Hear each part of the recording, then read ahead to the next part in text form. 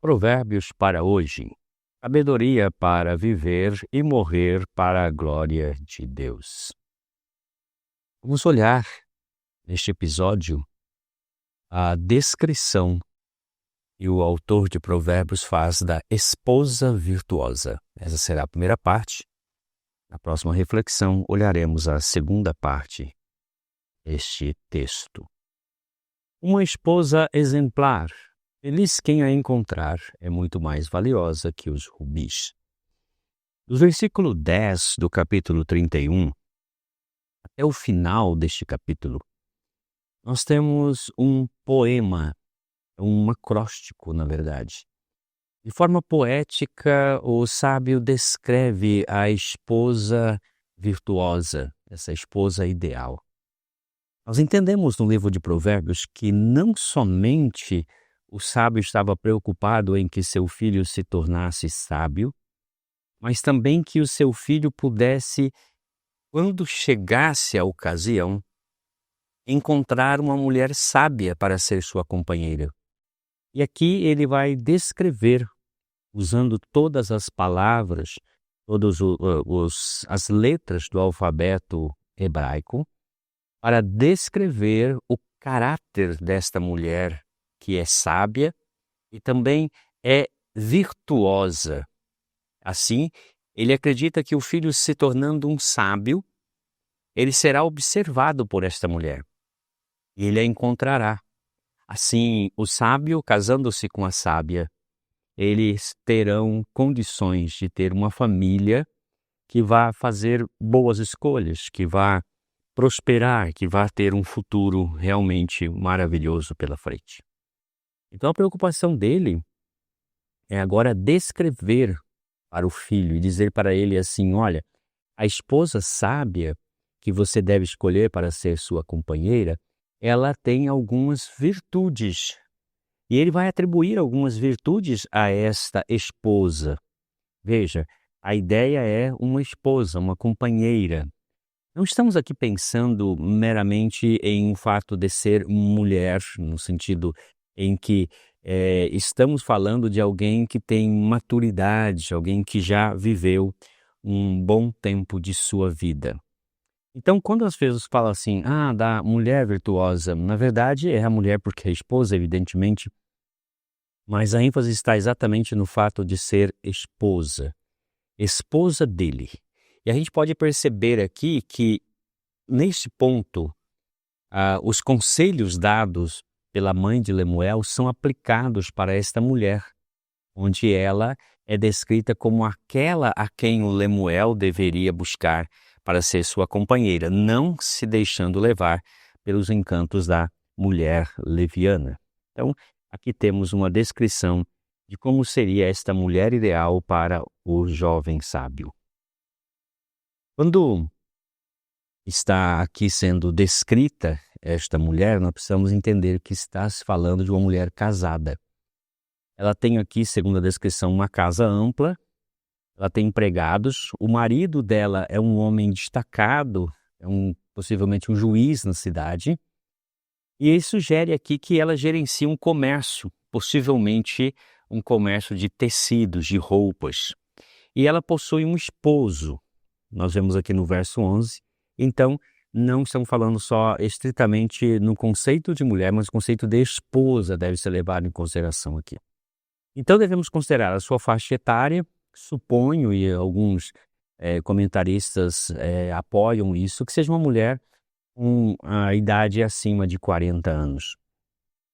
Isso porque a virtude, ela leva um tempo para ser engendrada, ou seja, para ser desenvolvida.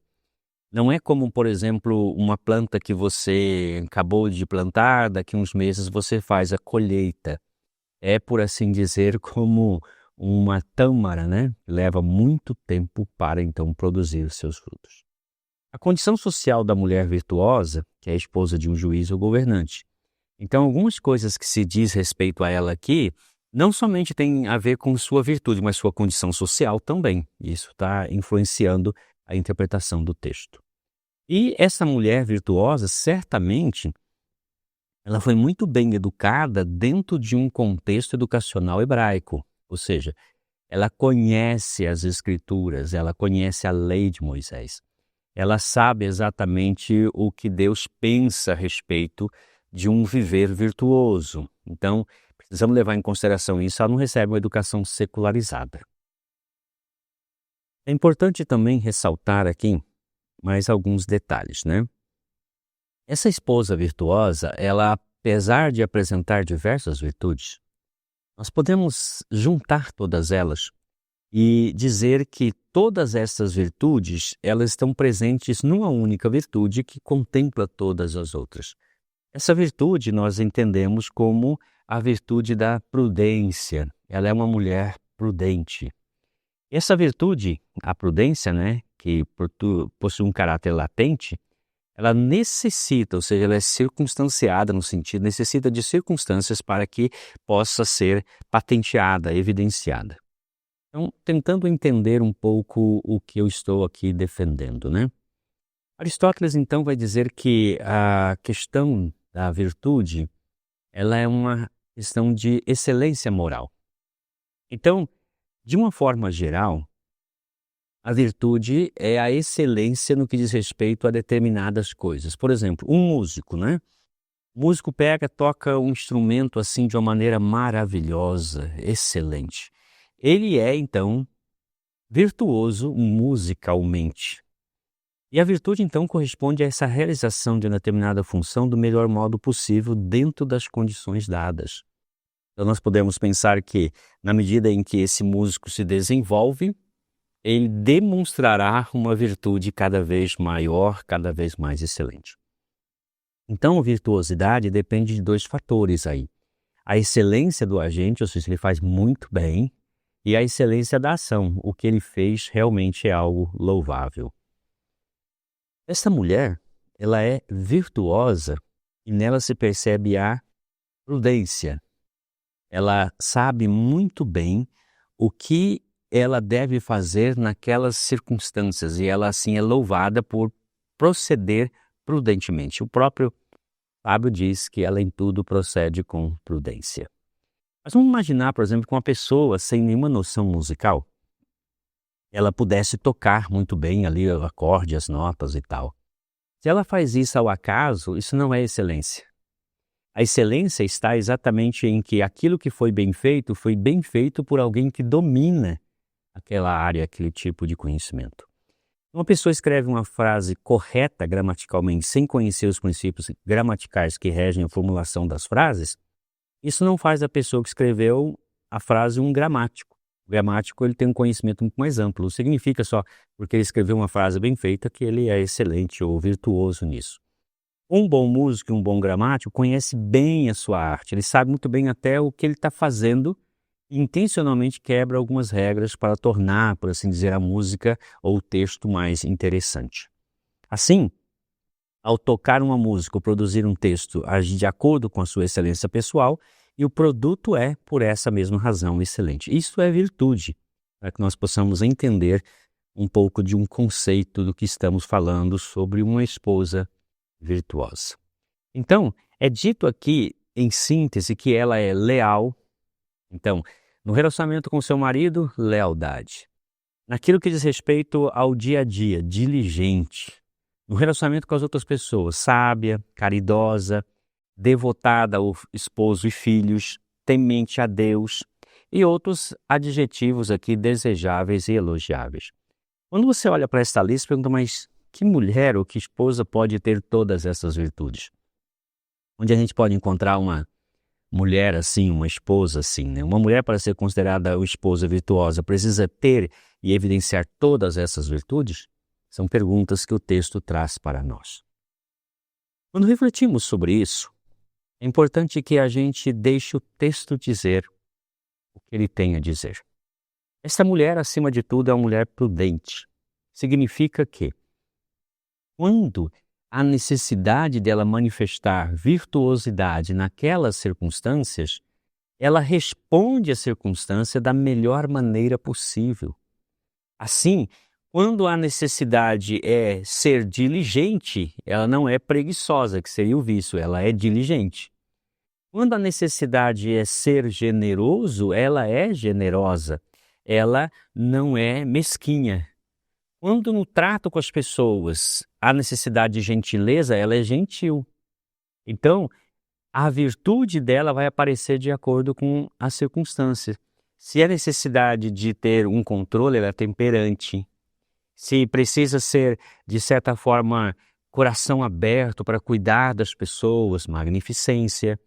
Ela não é aquela mulher que fica causando problemas, fazendo barracos, né? Ela é discreta, ela é verdadeira, se precisa dizer a verdade, ela fala a verdade, ela não é orgulhosa, é modesta. E no relacionamento dela com todas as pessoas, ela é justa.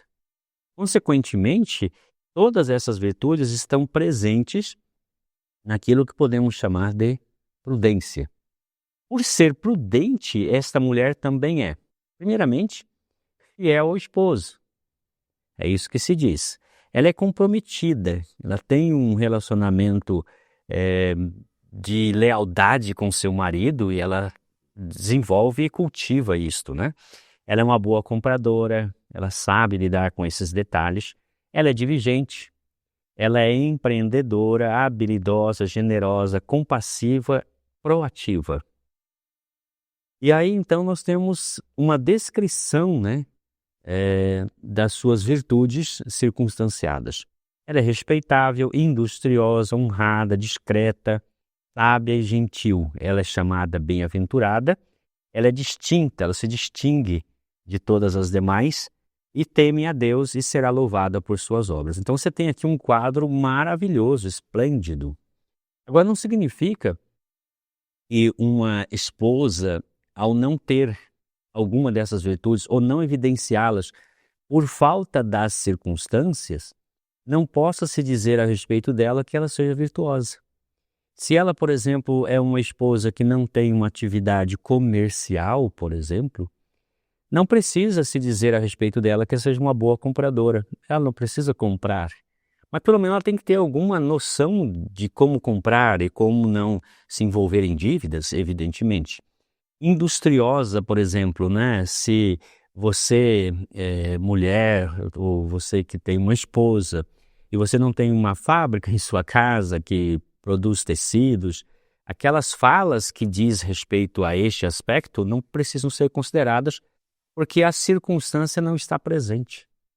Mas algumas delas, por exemplo, temente a Deus, ser honrada, discreta, são virtudes que se espera, evidentemente, de uma esposa virtuosa. Gentileza, ser respeitável e algumas outras características aqui, sim, se espera que a esposa virtuosa desenvolva essas características e elas se evidenciem quando a circunstância surgir. Tendo dito estas coisas, vamos olhar um pouco mais de perto como a Bíblia vê isto, né? O Novo Testamento, por exemplo, fala da mulher virtuosa como modesta, decente, discreta. A beleza dela não consiste em adereços, mas em boas obras. Essa é a descrição que Paulo faz a Timóteo. Também dizendo a Tito, esta mulher é reverente em sua maneira de viver, é sóbria, mestra do bem, prudente, pura, bondosa, sujeita a seu marido. E Pedro diz que a mulher virtuosa, ela é honesta em sua conduta, respeitosa dela em seu interior, cuja beleza é demonstrada por um espírito dócil, tranquilo, sendo perseverante na prática do bem. Veja que não difere a maneira como os apóstolos veem a mulher virtuosa da descrição feita pelo sábio em Provérbios 31, 10 até o último versículo. Então, nesse sentido que nós vamos olhar para o texto e entender que essas virtudes gerais aqui aplicadas à mulher, ela então independe de tempo e lugar. Por exemplo, lealdade conjugal, diligência, generosidade, temperança, evidenciada pela graciosidade no falar. Algumas outras virtudes, por exemplo, ser boa compradora, empreendedora, industriosa, nós julgamos estar em subordinação às virtudes anteriores por possuírem alto grau de particularidade e circunstancialidade. Uma vez que as circunstâncias não estão presentes, evidentemente essas virtudes não se manifestarão. Mas se porventura acontecer de estar presente, então elas vão se evidenciar porque essa mulher é virtuosa, com certeza. É aqui o texto dizendo, quem pode uma mulher ou uma esposa virtuosa encontrar, pagará mais que o bis. Assim é o texto literal como está escrito. Como é difícil encontrar uma boa esposa, ela vale mais do que pedras preciosas. Aqui nós temos uma interjeição, né? Ele está dizendo, olha que interessante, né? Essa mulher é maravilhosa, quem vai poder encontrá-la? Pressupõe, então, que o pretendente tem que empreender uma busca diligente por encontrá-la. E assim essa mulher que é virtuosa, ela também será rara, porque como um rubi, né? Ela não quererá um marido que não esteja à sua altura. E aqui o seu caráter é ressaltado, porque é comparada a um rubi, como se aquele homem que a encontrar recebe consigo também uma coroa e alcança o favor divino. A descrição que o sábio faz dela aqui, né, mostrando que ela é especial, que ela é única, reforça exatamente o que a Bíblia já diz a respeito dessa mulher, dizendo riquezas são herança dos pais, mas a esposa prudente é uma dádiva divina. Então o sábio ele pede a Deus, ele se prepara para a mulher sábia e pede ela para Deus. O preço estimado pelo sábio a ser pago por essa esposa é elevadíssimo, é o mesmo preço a ser pago para se obter sabedoria. Alguns intérpretes acreditam que essa mulher representa a sabedoria, como se fosse a encarnação da própria sabedoria. E eu entendo aqui que é exatamente isso, no sentido em que o sábio saberá, ao encontrar esta mulher, que ela é a personificação da sabedoria e quererá unir-se a ela e ela ao sábio, porque ela sabe também que se unir a um tolo, como aconteceu no caso de Nabal, né, que ele era um tolo, aí Abigail era sábia, a história já diz o que deu, né? O relacionamento não foi bem sucedido. O seu marido confia nela e nunca ficará pobre. É literalmente o que está escrito ali no texto hebraico. O primeiro âmbito dessa virtuosidade é o âmbito do relacionamento conjugal. Veja que ele parte do relacionamento conjugal para depois falar do lar, dos filhos, da industriosidade dela, do fato dela ser uma boa comerciante. O coração do marido está em paz porque confia na integridade do caráter dela. A preocupação dela é como agradar seu marido. Sua conduta dá ao marido condições de estar se preocupado quanto às expectativas que ele tem a respeito dela. Ela é fiel e por isso ele não tem motivo algum para suspeitar dela. Ele está em paz, tranquilo, sabendo que em casa há uma mulher sábia edificando o seu lar. A segunda parte é meio difícil porque parece aludir ao fato de que antigamente alguns guerreiros iam para a guerra e traziam como espólio, inclusive, mulheres. E aqui dá a entender que ele não precisa incluir isso, pois ela é suficiente para ele e fazer isso seria danoso ao seu relacionamento. Então a ideia ele não precisa de concubinas, ele está muito bem servido de uma boa mulher.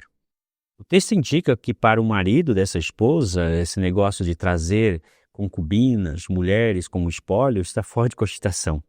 Ele está bem suprido, nada do que ele deseja e necessita lhe falta. O marido da esposa virtuosa é uma alma farta.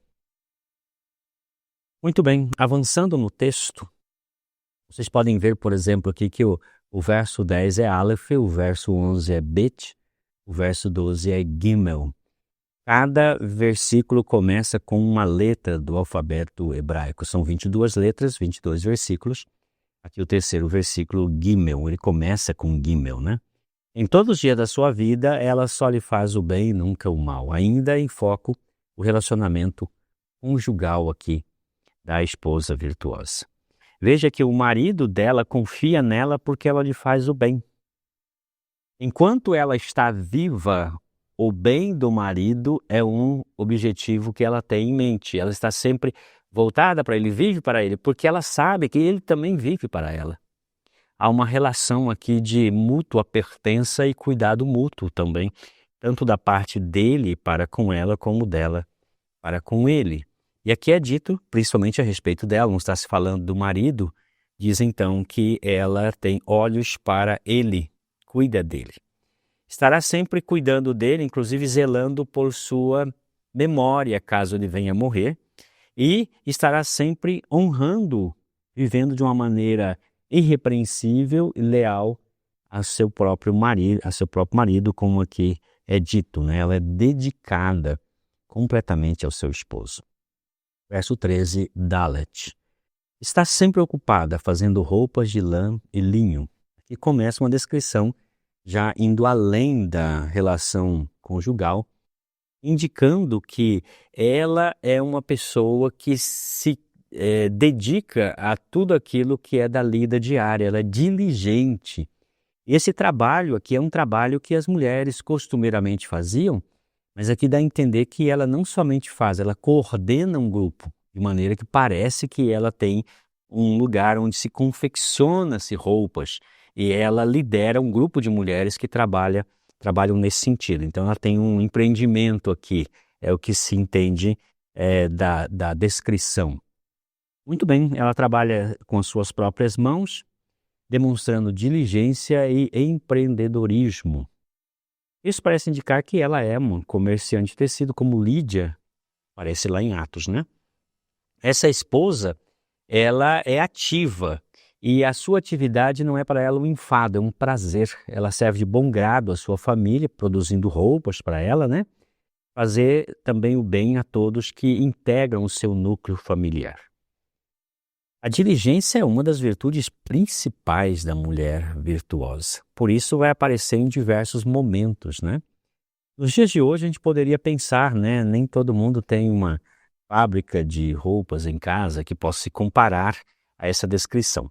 Porém, quando a mulher ela é diligente, ela vai procurar realmente suprir a necessidade da casa, ela irá providenciar tudo o que é necessário, olhará, por exemplo, se está faltando alimento, se por acaso está na hora de trocar as roupas de cama, comprar toalhas novas, se os filhos precisam de roupas novas. É essa a ideia que se deve pegar aqui, no sentido da diligência e provisão para a sua família.